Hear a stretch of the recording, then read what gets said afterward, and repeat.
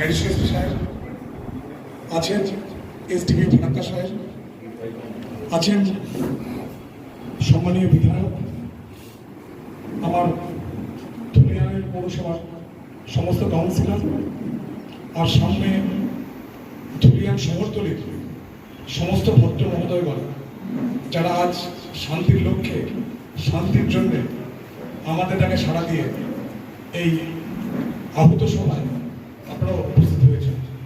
ধন্যবাদ জানাই আপনাদের, উন্নিশ জানাই, স্যালুট জানাই যে আপনারা শান্তির লক্ষ্যে, শান্তির জন্য আপনাদের কিমতি সময় বাঁচিয়ে আপনারা এখানে এসেছেন। আমি শুনছিলাম অনেক কিছু বলেছেন, আমি ওই প্রসঙ্গে যাব না। আমাদের মূল যেটা লক্ষ্য, শান্তি কমিটি গঠন, স্থাপন এবং তার উদ্দেশ্য লক্ষ্য আপনারা জানেন, গত ইংরেজি 11 তারিখ এবং 12 তারিখ ধুলিয়ানতলা শামসাগঞ্জে ঘটে যাওয়া যে কলঙ্ক, সেটা আমরা সবাই সেই দৃশ্য বলতে চাই, কিন্তু একটা সেই সঙ্গে জানা দরকার, তারা যে আইন ভঙ্গকারী, অন্যায়কারী, তাদের সঙ্গে কিন্তু পুলিশ বা শান্তি কমিটি কখনোই কোনো আপোষ করবে না। আইন আইনের মধ্যে চলবে। আপনারা জানেন যে আসামি ধরা থেকে শুরু করে তার ওয়ারেন্ট বের করা, তার প্রক্রিয়েশন করা, তার অ্যাটাচমেন্ট করা, সমস্ত কিন্তু পুলিশের কারবাই অলরেডি শুরু হয়েছে। এটা ভাবা করার নেই যে এই লোকটা ঘুরে বেড়াচ্ছে, পুলিশকে ধরছে না কেন। আমরা আমাদের কিছু ফর্মালিটিস আছে। আমরা একটা মানুষকে যখন করে নোটিশ করবো, তার বিরুদ্ধে পর্যাপ্ত পরিমাণ এভিডেন্স দরকার, না হলে কিন্তু সেই ক্রিমিনাল সে কিন্তু বিনা শুরুতে বিয়েতে সে কিন্তু বেরিয়ে যাবে। তাই ধৈর্য ধরুন, অপেক্ষা করুন, অযথা হতাশ হবে না। এবার আমি আসি আমার পিস কমিটি।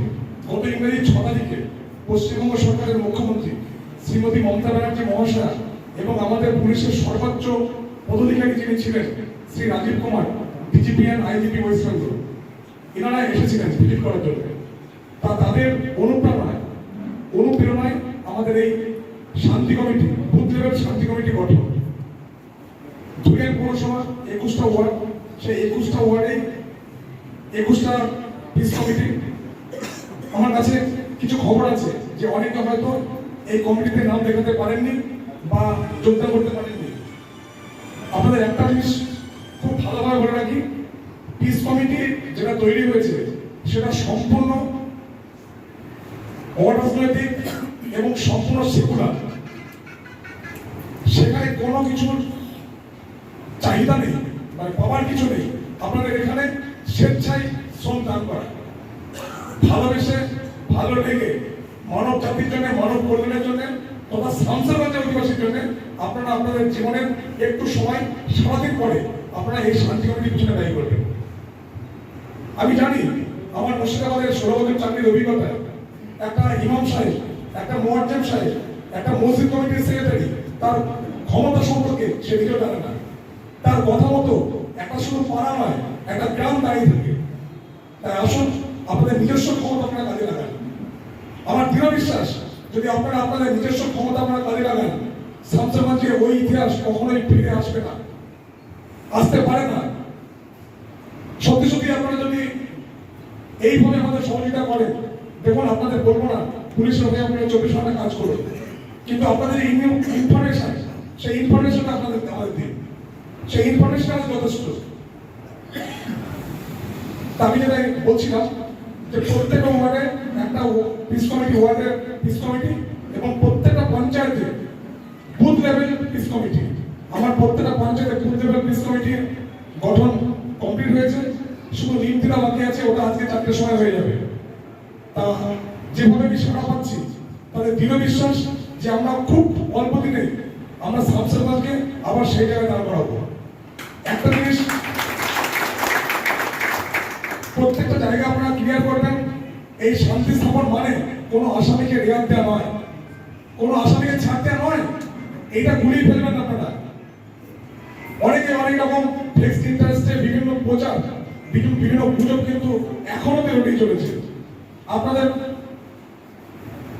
রিকোয়েস্ট করবো যে আপনারা যে সোশ্যাল মিডিয়া দেখছেন, এই সোশ্যাল মিডিয়া থেকে খুব সাবধানে থাকুন।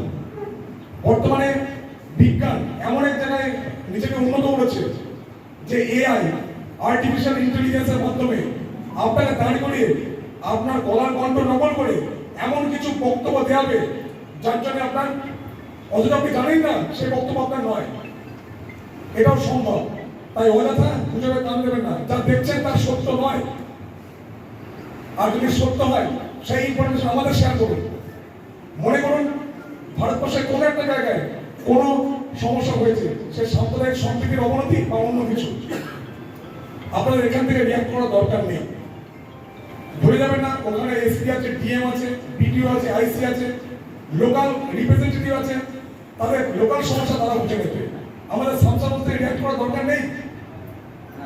কেন আমরা প্রয়োজনে বাঁধব, এটা দরকার নেই। তাই আসুন আবার আমরা শান্তির লক্ষ্যে, শান্তির জন্য আমরা কাজ করি।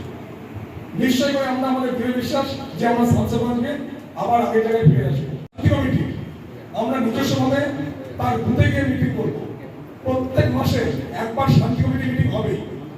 এছাড়াও বিভিন্ন যে অনুষ্ঠান, ধরুন ঈদুল ফিতর, বকরিদ, দুর্গাপুজো, কালী পুজো, মহরম, প্রত্যেকটা অনুষ্ঠানের আগে শান্তি কমিটি নিজস্বভাবে মিটিং করবে। আমার এখানকার যে অফিসার টাউন বাবু, অভিরাম বাবু আছেন এবং সুমন্ত মন্ডল, আপনাদের প্রত্যেকটা জায়গায় ও অ্যাটেন্ড করবে। আমি যাবো, আমার এসপি সাহেব যাবে, আমার অ্যাডিশনাল এসপি সাহেব যাবে। আপনারা সবসময় থাকবেন যে আপনাদের পাশে সামসেগঞ্জ থানা 24/7 সঙ্গে আছে, সাথে আছে। আপনারা শুধু ইনফরমেশন দিন, কোনো মতেই হটবাড়ির সিদ্ধান্ত নিয়ে আইন হাতে নেবেন না যে কোনো পাড়ায় মদের ভাটি আছে, চল আমরা ভেঙে আসি। না, এ কাজ আপনাদের নয়। আপনাদের ইনফরমেশন দেওয়ার কাজ। যখনই কোনো সাম্প্রদায়িক সম্প্রীতির বিনষ্ট হতে চলেছে, সঙ্গে সঙ্গে আপনারা নিজেদের মধ্যে সে আলোচনা করে নেবেন, সঙ্গে সঙ্গে আমার ইনফরমেশন দেবেন। আমার নাম্বার সব জায়গায় আছে। এই বলে আমি আমার ক্ষুদ্র বক্তব্য শেষ করছি। ভালো থাকবেন, সুস্থ থাকবেন, পুলিশ প্রশাসনকে সাহায্য করবেন, সাম্প্রদায়িক সম্প্রীতি সবসময় বজায় রাখবেন। এইটা নিয়ে শেষ করছি। নমস্কার।